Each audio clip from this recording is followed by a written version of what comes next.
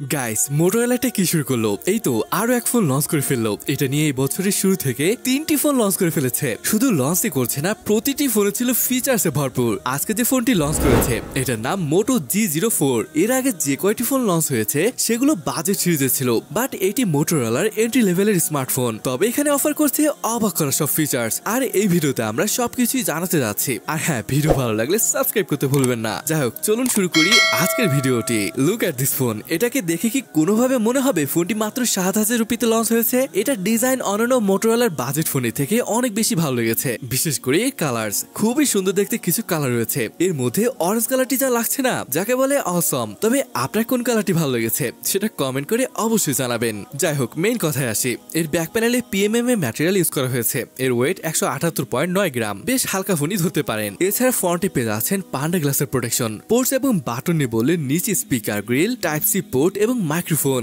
Left hand সাইডে রয়েছে সিম card ট্রেটি। উপরে পেয়ে যাচ্ছেন 3.5mm জ্যাক এবং এখানে লেখা রয়েছে ডলবি অ্যাটমস। রাইট সাইডে পেয়ে যাবেন ভলিউম রকার এবং পাওয়ার অফ বাটন। এখানে SD কার্ডের স্লটও রয়েছে।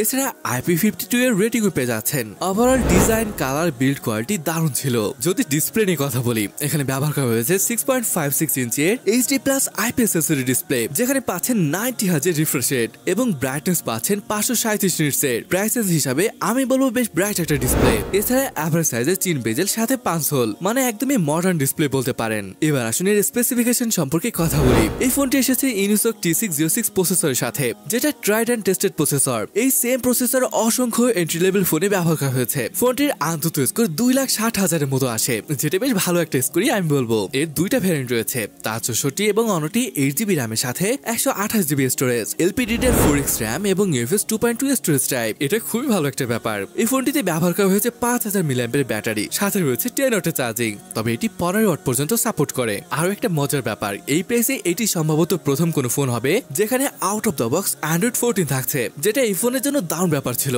এছাড়া এখানে 2 বছরের সিকিউরিটি আপডেট পেয়ে যাচ্ছেন। ইউআইতে হ্যাঁ কিছু থার্ড পার্টি অ্যাপ চোখে পড়বে, বাট কথা হচ্ছে চাইলে এগুলো রিমুভ করতে পারবেন। তবে এখানে কিন্তু জাইরোস্কোপ থাকছে না, যদি থাকতো আসলেই ভালো হতো। ফিঙ্গারপ্রিন্ট সেন্সরটি আসলে পাশে থাকা পাওয়ার বাটনটি, যেটা ভালোভাবে কাজ করে। এছাড়া ফেস আনলকও রয়েছে। কানেক্টিভিটি নিয়ে বললে dual 4G VoLTE, Bluetooth 5.0, dual band wifi support রয়েছে। মাল্টিমিডিয়ার ক্ষেত্রেও মনে হচ্ছে মজা আসবে। দেখুন ডলবি অ্যাটমস এবং এটি বেশ লাউডও। তাছাড়া ডিসপ্লেটিও বেশ ব্রাইট। মোটামুটি মাল্টিমিডিয়া নিয়েও কোনো প্রবলেম হবে না। হ্যাঁ, বাজেট ফোনও তো আর খুব বেশি আশা করতে পারেন না, তারপর বেশ ভালো লাগবে। চলুন আবারও রিয়ার প্যানেলে ফিরে যায়। হ্যাঁ, ক্যামেরা মডেলের ডিজাইনটি আসলেই ভালো লেগেছে। ক্যামেরা এখানে দুইটা মনে হলো, একটি মাত্র সেন্সর রয়েছে, যেটা আবার 16 মেগাপিক্সেলের এবং নিচেটি LED ফ্ল্যাশ লাইট। ফ্রন্টে অনলি 5 মেগাপিক্সেলের একটি সেন্সর। কথা হলো প্রাইস কম বুঝলাম, বাট 5 মেগাপিক্সেলের সেন্সর, এটা হজম করতে আসলে কষ্ট হচ্ছে। তবে ফিচার্স অনেক আছে, এই যেমন time lapse, video mode, portrait mode, photo mode, এমনকি নাইট মোডও রয়েছে। ফিচার নিয়ে কোনো প্রবলেম হবে না। এবার আসুন দেখি ফোনটি আসলে এরকম সেন্সর দিয়ে কেমন ফটো তুলতে পারে।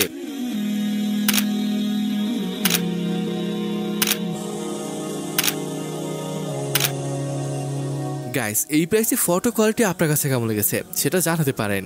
হ্যাঁ, যেমনটা শুরুতেই বলেছি, ফোনটি ইন্ডিয়ায় 7,000 পড়বে। তবে যারা ইন্ডিয়া থেকে ফোনটি নেবেন তারা এক্সচেঞ্জ অফারের সাথে 6,249 রুপিতে পেয়ে যাবেন। তবে আমাদের দেশে আসলে আনুমানিক 9-10 হাজার টাকা পড়ে যাবে। যাই হোক, দেখুন ফোনটি আসলে যদি নিতে হয় 8GB ভ্যারিয়েন্টটাই নেওয়া ভালো। আসলে নর্মাল কাজ করার জন্য বেশ ভালো ফোন বলতে পারেন। যাই হোক, আপনার কাছে ফোনটি কেমন লাগলো সেটা কমেন্ট করে অবশ্যই জানাবেন। আর আজকের ভিডিওটি এখানে শেষ করছি, দেখা হবে পরের ভিডিওতে।